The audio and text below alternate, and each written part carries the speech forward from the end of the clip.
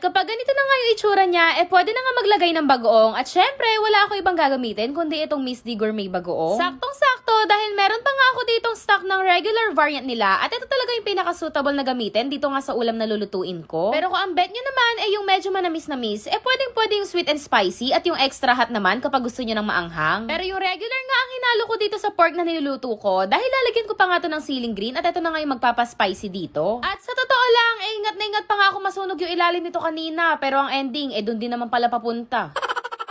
Pero anyway, nung okay na nga yung sili, dinagdag ko na nga rin kaagad tong gata. At sure naman ako may idea na kayo kung ano tong ulam na niluluto ko. Kaya naman for 200 Gcash, comment nyo na yan. Pero sana naman, walang mag-comment ng adobo dito.